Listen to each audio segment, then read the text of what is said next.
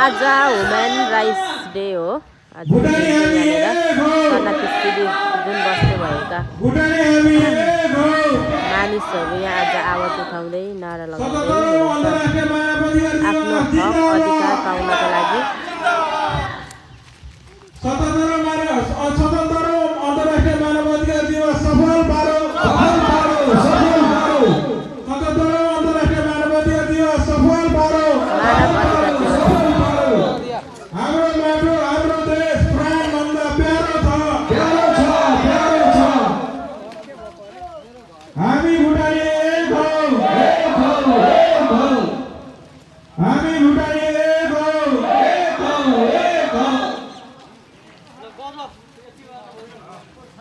धेरै धेरै धन्यवाद सम्पूर्णलाई धेरै धेरै धन्यवाद।